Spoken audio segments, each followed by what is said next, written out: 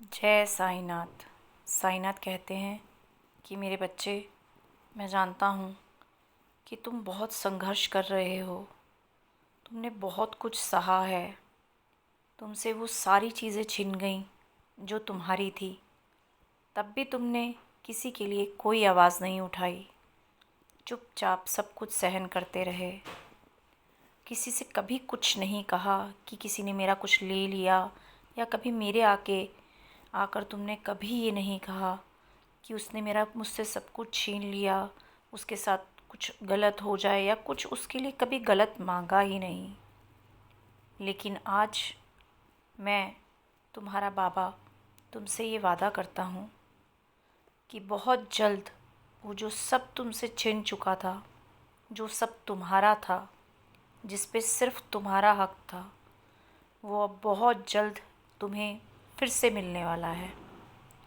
और उसमें अब बिल्कुल देर नहीं होगी, क्योंकि तुमने श्रद्धा और सबूरी, जिसका पाठ मैं सबको पढ़ाता हूँ, उसमें जो सबूरी है उसको तुमने इतने अच्छे तरह से निभाया है, इतना सब्र रखा है कि तुम्हारी जगह कोई और होता तो शायद अब तक पूरी तरह से टूट चुका होता।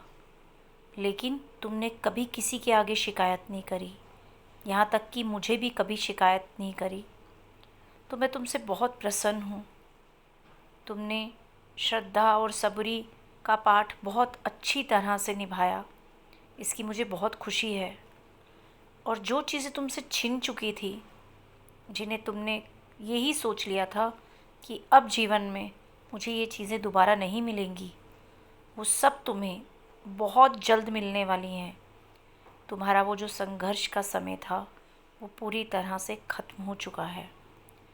बहुत से लोग आए तुम्हें गिराने के लिए, लेकिन वो तुम्हारा कभी कुछ नहीं बिगाड़ पाएंगे, क्योंकि मैं तुम्हारे साथ हूँ।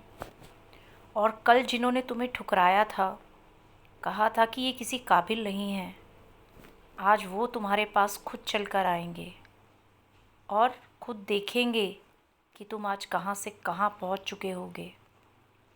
क्योंकि तुम्हारे बाबा हमेशा तुम्हारे साथ हैं।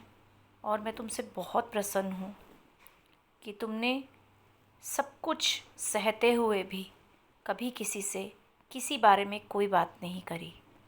तो अब बिल्कुल बेफ़िक्र हो जाओ।